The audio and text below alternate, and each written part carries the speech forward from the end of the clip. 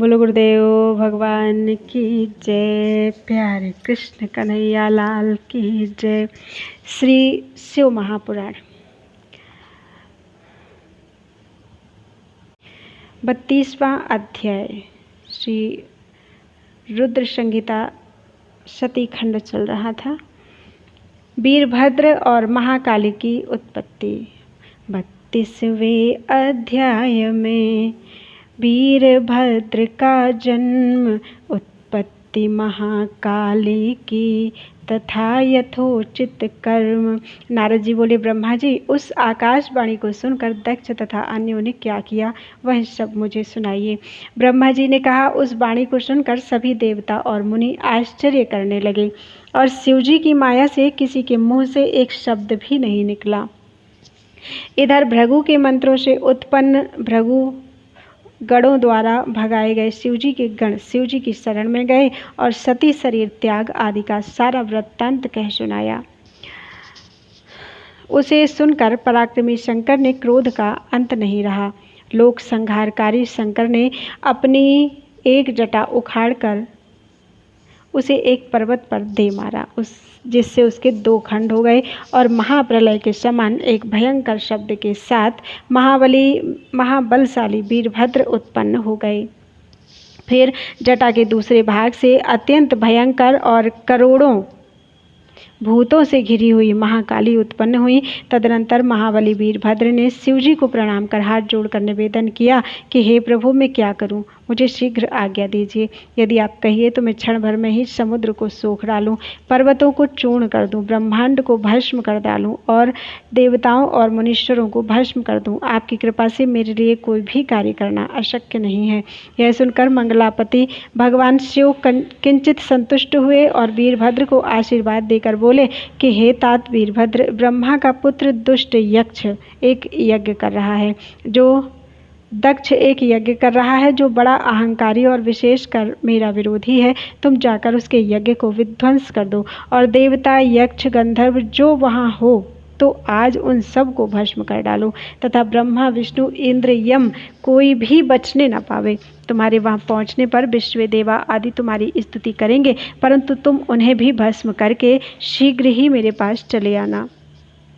जो देवता दधीच ऋषि के कहने पर भी मेरे विरोधक बने वहाँ बैठे हैं, उन्हें आकुल कर अग्नि में जला डालना। और हे वीर, दक्ष को उसकी पत्नी सहित और बांधवों सहित जलाकर पुनः तिल मिलाकर तिलांजलि दे आना। वीरभद्र से ऐसा कहकर क्रोध से आंखें लाल किए भगवान शंकर मौन हो गए। बोलो वृंदावन बिहारी लाल की जय। 33वां अध्याय वीरभद्र और महाकाली का सैन्य जुटाओ। वीरभद्र महाकाली ने किया सैन्य संयोग, कोटि सैन्य लेकर चले भय अनेक सुयोग। ब्रह्मा जी बोले, अब शिवजी को प्रणाम कर वीरभद्र दक्ष का यज्ञ विध्वंस करने चला। शिवजी ने प्रलयाग्नि के समान और भी करोड़ों गणों को उनके साथ किया। वे सब प्रबल गण अत्यंत कौतूहल के साथ वीरभद्र के आगे पीछे होकर चले। उसमें वीरभद्र के ही समान हजारों पार्षद तो साक्षात रुद्र स्वरूप ही थे। वीरभद्र शिवजी का ही रूप धारण कर एक ऐसे रथ पर चढ़कर चला कि जो 400 हाथ लंबा था और जिसे 10,000 सिंह वहन कर रहे थे और बहुत से सिंह और हाथी आदि उसके सहस्रों पार्श्वरक्षक थे। जब इस प्रकार वीरभद्र चला तो शीघ्र ही कल्प वृक्षों ने बहुत से फूल बरसाए और समस्त गणों ने उसकी स्तुति की। फिर काली, कात्यायनी, ईशानी, चौमुंडा, मुंडमर्दिनी, भद्रकाली, भद्रा, बली और वैष्णवी इन 9 दुर्गाओं ने भी दक्ष को मारने के लिए अपने भूत गणों के साथ प्रस्थान किया। उनके वीरभद्र और महाकाली के सब गणों की संख्या करना यहाँ अशक्य है। केवल श्रीमान शंकर के गणों को कहता हूँ कि जो भृंगी, कीट, अशनि और मालक गण 64,000 करोड़ सेना लेकर चले थे। उस समय भेरी, शंख, जटाहर, मुखों तथा श्रृंगों के अनेक प्रकार के शब्द हुए और अनेकों प्रकार के बाजे बज रहे थे। इस प्रकार वीरभद्र की यात्रा में अनेकों प्रकार के शुभ शकुन हुए। 34वां अध्याय आकाशवाणी। दक्ष अक्ष जंघा स्फुरण, पृथ्वी काश कंप, दिग्मलीन रवि श्यामता, नाशन हेतु दंभ। ब्रह्मा जी बोले, उधर दक्ष तथा देवताओं को अपशकुन हुए। वीरभद्र के चलते ही दक्ष आदि को यज्ञ के विध्वंस सूचक तीनों प्रकार के उत्पात हुए। दक्ष की बाईं आंख, बाहु तथा जंघा फड़कने लगी। पृथ्वी में भूकंप हुआ, दिशाएं मलिन हो गईं और सूर्य में काले दाग दिखाई पड़ने लगे। बिजली और अग्नि के समान नक्षत्र गिरने लगे। हजारों गीध दक्ष के सिर पर मंडराने लगे, जिनकी छाया से मंडप ढक गया। गीदड़ भयानक शब्द करने लगे, दिशाओं में अंधकार व्याप्त हो गया, दिग्दाह होने लगा और विष्णु आदि को भी अत्यंत भय उत्पन्न हुआ। फिर उसी समय यह आकाशवाणी हुई कि हे दक्ष, तुझे धिक्कार है, तू बड़ा पापी और मूर्ख है। अब तुझे शिवजी द्वारा अवश्य ही महान दुख की प्राप्ति होगी और खेद है कि तेरे कारण आज यहाँ उपस्थित सब देवताओं को भी महान दुख प्राप्त होगा। इस प्रकार आकाशवाणी सुन तथा अपशकुनों को देख दक्ष बड़ा दुखी हुआ और डरता कांपता विष्णु की शरण में जाकर उनकी स्तुति करते हुए बोला, बोलो वृंदावन बिहारी लाल की जय। 35वां अध्याय, दक्ष को शिवोपदेश। दक्ष जब ही विनती करी, दिया विष्णु उपदेश, शिव भक्ति विन जगत में क्षेम नहीं राजेश। दक्ष बोला, हे विष्णु जी, मैं बड़ा भयभीत हूँ, मेरी रक्षा कीजिए। आप तो यज्ञ स्वरूप ही हैं, अतः हे प्रभु, जैसे भी हो मेरे इस यज्ञ की रक्षा कीजिए। अब इस प्रकार बहुत सी प्रार्थना करके दक्ष विष्णु जी के चरणों में गिर पड़ा। तब शिव जी के चरणों में सिर नवाकर उसे उठाते हुए विष्णु जी समझाने लगे कि हे दक्ष, तुमने शिव जी को क्यों भुला दिया? सर्वेश्वर भगवान शंकर की अवज्ञा का यही फल है जो तुम्हारा कार्य विफल हो रहा है। पूज्यों का अपमान होने से पग पग पर विपत्तियां प्राप्त होती हैं। दरिद्रता, मरण और भय, ये तीनों प्राप्त होते हैं। अतएव तुम प्रयत्न पूर्वक शिव जी की पूजा करो। देखो, तुम्हारी ही दुर्नीति से आज हम सब का प्रभाव क्षीण हो गया है। ब्रह्मा जी कहते हैं कि विष्णु भगवान के यह वचन सुनकर दक्ष का मुख सूख गया। वह चुपचाप पृथ्वी पर बैठ गया। इसी समय अपनी महासेना के लिए शिवजी का भेजा हुआ वीरभद्र उस यज्ञ में आ पहुंचा, जिसके पराक्रमी असंख्य शूरवीरों से यज्ञ स्थल की कौन कहे। दिशाओं सहित आकाश मंडल व्याप्त हो गया। सातों द्वीपों सहित पृथ्वी कांप उठी और समस्त समुद्र थर्रा उठे। उस सेना का उद्योग देखकर दक्ष अपने मुख से रुधिर बमन करने लगा और अपनी स्त्री सहित विष्णु से बोला, हे विष्णु जी, मुझे आप ही का भरोसा है। मैंने आप ही के बल पर यह श्रेष्ठ कर्म आरंभ किया था, क्योंकि मैं जानता हूँ आप ही यज्ञों के प्रतिपालक और वेद धर्म के अधिष्ठान हैं। तब विष्णु जी दक्ष को फिर शिव तत्व समझाते हुए बोले, हे दक्ष, यह वीरभद्र शंकर के गणों का ऐसा सेनापति है जो कि शिवजी के शत्रु का सर्वथा ही नाश कर देता है। निसंदेह यह तुम्हारे सहित हम लोगों का नाश कर देगा। शिवजी की आज्ञा का उल्लंघन कर मैं जो तुम्हारे यज्ञ में आया हूँ, इससे मुझे भी घोर दुख उठाना पड़ेगा और आज इसे रोकने की मुझ में भी शक्ति नहीं है। मेरे सुदर्शन चक्र का भी इस पर कुछ प्रभाव नहीं पड़ेगा। हम यदि यहाँ से भाग जाएं तो भी वीरभद्र अपने आकर्षणों से हमें खींच लेगा, क्योंकि स्वर्ग, पाताल, पृथ्वी में कहीं भी वीरभद्र के शस्त्रों की गति रुक नहीं सकती और शिवजी के जितने भी गण हैं सबकी भी उतनी ही शक्ति है। विष्णु जी ऐसा कह ही रहे थे कि वीरभद्र अपनी अजय सेना के साथ यज्ञ मंडप में आ पहुंचा। 36वां अध्याय, वीरभद्र का युद्ध। 36वें अध्याय में वीरभद्र का युद्ध। सभी देव व्याकुल हुए, लख शिव गण को क्रुद्ध। ब्रह्मा जी बोले, उस समय इंद्र विष्णु जी का परिहास करके देवताओं सहित हाथों में वज्र लेकर वीरभद्र से युद्ध करने को आगे बढ़ा। उनका शिवगणों से घोर युद्ध हुआ। यज्ञक भृगु जी ने दक्ष के संतोष के लिए शिव जी के गणों का उच्चाटन किया। भूत प्रेत पिशाच पराजित होने लगे। तब यह देखकर वीरभद्र को बड़ा क्रोध आया और उस महाबली ने महात्रिशूल लेकर देवताओं को गिराना आरंभ कर दिया। देवता, यक्ष, साध्य, चारण सभी उसके त्रिशूल से घायल हुए। उसके भयंकर मार से कितने ही देवता मारे गए और कितने ही भाग चले। देवताओं की भयंकर पराजय हुई। इंद्र जैसे लोकपाल ही कठिनता से युद्ध क्षेत्र में खड़े रहे। उसी समय अपने महावीर गणों सहित वीरभद्र ने मन में स्मरण कर इंद्रादिक देवताओं से कहा, हे मूर्खों, तुम लोग इस यज्ञ में क्यों आए हो? अब तुम सब मेरे पास आओ तो मैं तुम्हें इसका फल दूं। हे इंद्र, हे अग्नि, हे सूर्य, चंद्रमा, कुबेर, वरुण, वायु, नैऋत्य, यम, शेष और सभी चतुर देवताओं, आज मैं तुम्हें ऐसा फल दूंगा जिससे तुम सर्वदा के लिए तृप्त हो जाओगे। ऐसा कहकर गणों का सेनापति वीरभद्र अपने तीक्ष्ण बाणों से उन देवताओं को छेदने लगा कि जिसकी भयानक मार से सब देवता भाग गए। फिर अपने गणों सहित वीरभद्र यज्ञ मंडप में पहुंचा और युद्ध से भागे देवता उसका समाचार देने के लिए पहले ही विष्णु के पास पहुंचे और कहा कि हे रमानाथ, जैसे भी हो इस यज्ञ की रक्षा कीजिए। तब ऋषियों के ऐसा कहने पर विष्णु जी वीरभद्र से युद्ध करने को सन्नद्ध हुए। 37वां अध्याय, दक्ष का शिरच्छेदन। वीरभद्र और विष्णु का अनुपम युद्ध महान, सिर छेदन नृप दक्ष का अद्भुत यह आख्यान। ब्रह्मा जी बोले, अब महाबली वीरभद्र और भगवान विष्णु का भयानक युद्ध हुआ। इंद्रादिक समस्त देवता विष्णु के साथ ही वीरभद्र के गणों के साथ युद्ध करने लगे। भगवान विष्णु ने अनेक आयुधों से अत्यंत भयंकर संग्राम किया। भैरव आदि गण उनके साथ युद्ध कर रहे थे। भगवान विष्णु भी लौट लौट कर उनसे लड़ रहे थे। वीरभद्र और विष्णु भगवान का रोमहर्षण युद्ध हुआ। विष्णु के शरीर से उनके योग बल द्वारा शंख, चक्र, गदा धारण करने वाले असंख्यों वीर प्रकट हो गए। शस्त्रों को धारण किए वीरभद्र के साथ युद्ध कर रहे थे, परंतु युद्ध के क्षणों में वीरभद्र ने भगवान शंकर का स्मरण कर सबको अपने त्रिशूल से मारकर भस्म कर दिया।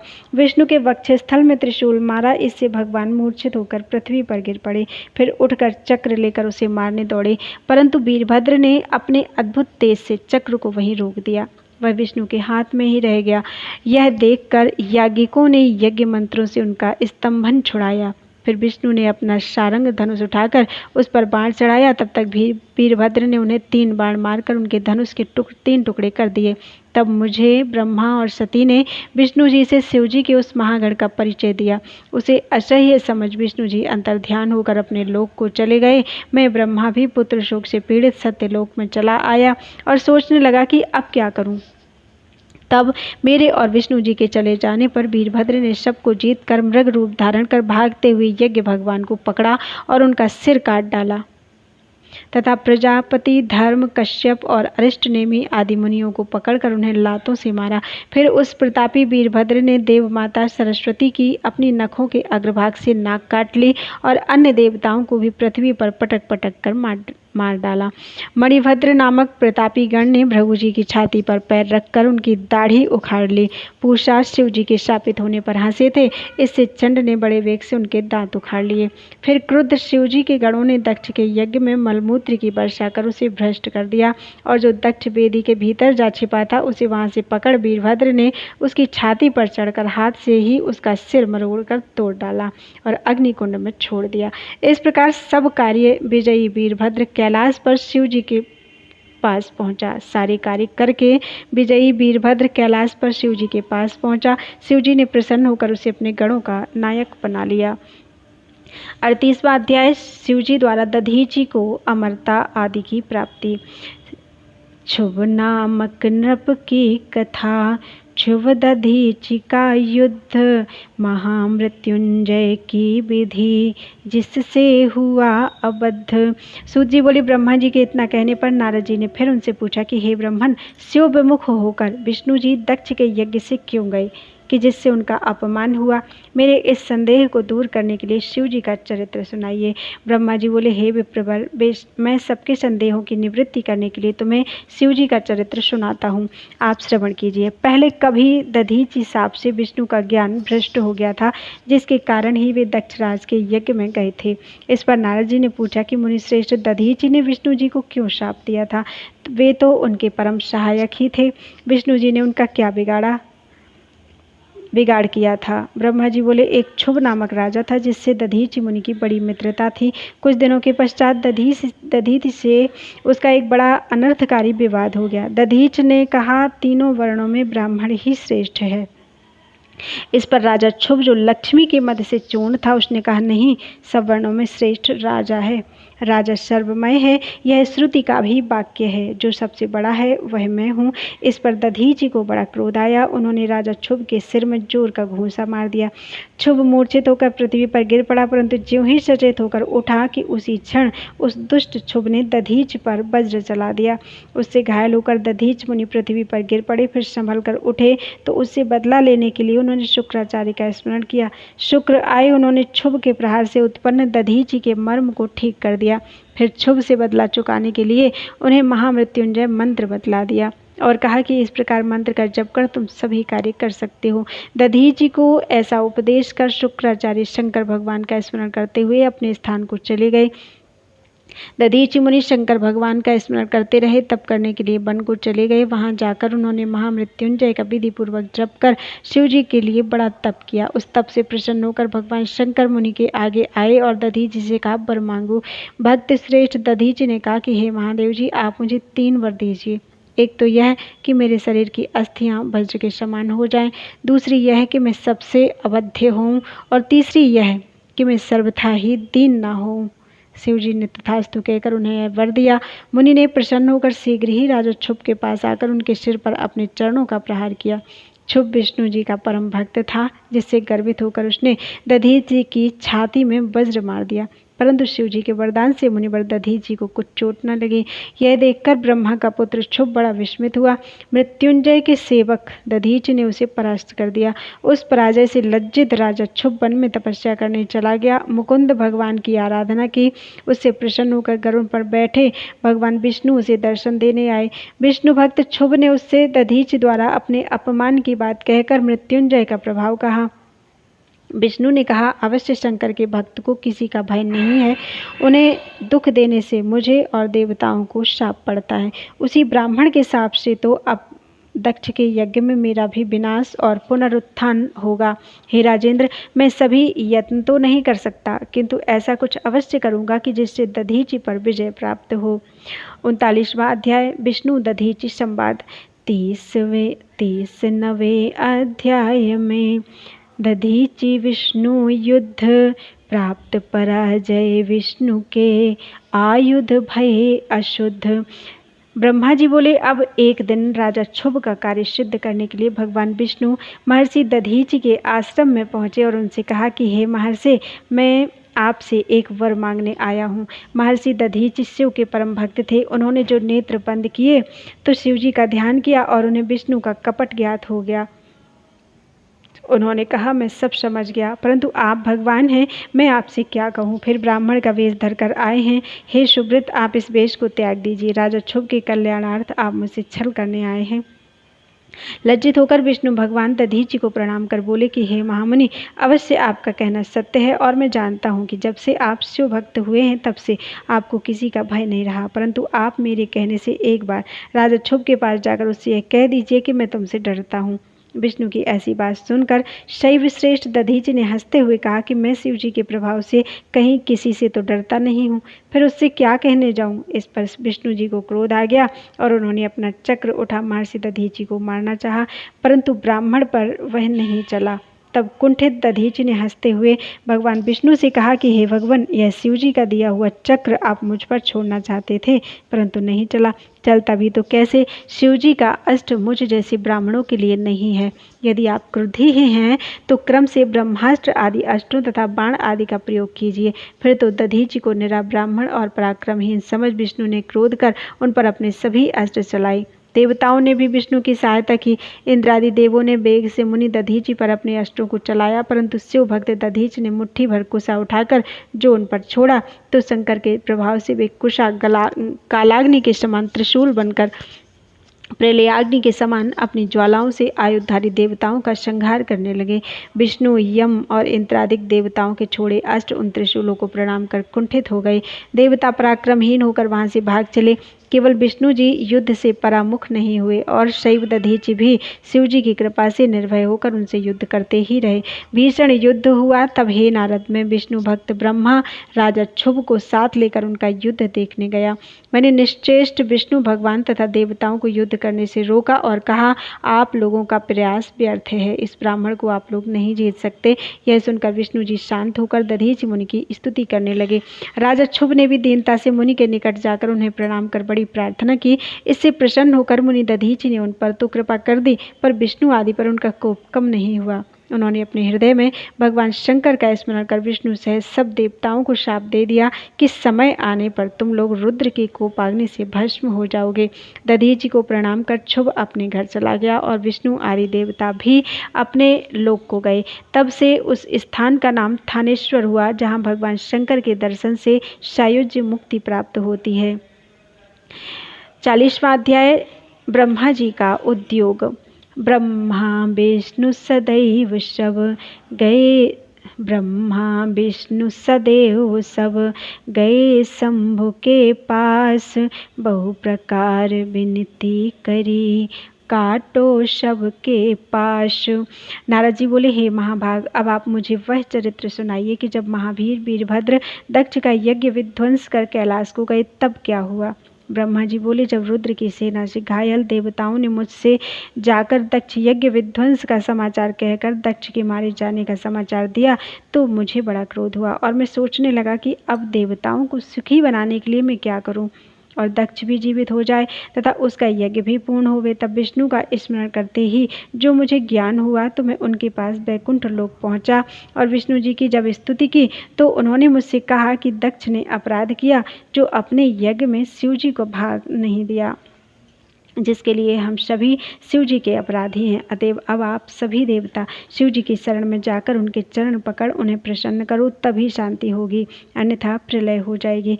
इसके लिए मैं भी आप लोगों के साथ चलने को तैयार हूँ। ऐसा कहकर विष्णु जी मेरे साथ कैलाश चलने को उद्यत हुए। हम लोग अलकापुरी से आगे उस विशाल बट वृक्ष के पास पहुँचे कि जहाँ दिव्य योगियों से सेवित श्रेष्ठ शिव जी विराजमान थे। उनके चारों ओर उनके गण और यक्षों के स्वामी कुबेर विराजमान थे। तब उनके निकट पहुंचकर विष्णु आदि समस्त देवताओं ने बारंबार नमस्कार कर उनकी अनेक विभूतियों और नामों सहित स्तुति की और कहा कि हे दयासागर, हे महेश्वर, हे परमेश्वर, आपकी कृपा के बिना हम सब नष्ट भ्रष्ट हो गए हैं। अतएव अब आप प्रसन्न होकर हमारी रक्षा कीजिए। हे शंकर जी, हमें अनेक आपत्तियों से बचाइए। हे नाथ, आप प्रसन्न होकर दक्ष के यज्ञ को पूर्ण करें। भग देवता की पहले जैसी आंखें हो जाएं, यजमान जीवित हों, पूजा के दांत हो जावें तथा भृगु की दाढ़ी फिर से पहले के समान ठीक हो जावे। आपकी कृपा से इन देवताओं को आरोग्यता लाभ होवे। हम लोग इस अवशिष्ट यज्ञ कर्म में आपका भाग देंगे तथा इसलिए उस यज्ञ को फिर से रचना चाहते हैं। ऐसा कहकर मुझ ब्रह्मा सहित विष्णु जी हाथ जोड़े शिव जी के चरणों में गिर पड़े। बोलो वृंदावन बिहारी लाल की जय। 41वां अध्याय शिव कृपा से दक्ष का जीवित होना। देव स्तवन प्रभाव ते कोप भयो अब दूर, जीवन राजन पाए कर की स्तुति भरपूर। ब्रह्मा जी बोले, देवताओं सहित विष्णु स्तुति से भगवान शंकर प्रसन्न होकर देवताओं को धैर्य बंधाते हुए बोले कि हे देवो सुनो, मैं तुम पर क्रुद्ध हूँ, फिर भी तुमको क्षमा करता हूँ। दक्ष के यज्ञ को मैंने विध्वंस नहीं किया है, किंतु जो दूसरों का बुरा चाहता है उसी का बुरा होता है। दक्ष ही उस यज्ञ का सिर है। ब्रह्मा जी बोले, जब रुद्र की सेना से कहीं कुछ भूल गया है फिर से पढ़ देते हैं। 40वां अध्याय ब्रह्मा जी का उद्योग। ब्रह्मा विष्णु सदैव सब गए शंभु के पास, बहु प्रकार विनती करी काटो सबके पास। नारद जी बोले, हे महाभाग, अब आप मुझे वह चरित्र सुनाइए जब महावीर वीरभद्र दक्ष का यज्ञ विध्वंस कर कैलाश को गए तब क्या हुआ। ब्रह्मा जी बोले, जब रुद्र की सेना से घायल देवताओं ने मुझसे जाकर दक्ष यज्ञ विध्वंस का समाचार कहकर दक्ष के मारे जाने का समाचार दिया तो मुझे बड़ा क्रोध हुआ और मैं सोचने लगा कि अब देवताओं को सुखी बनाने के लिए मैं क्या करूं और दक्ष भी जीवित हो जाए तथा उसका यज्ञ भी पूर्ण होवे।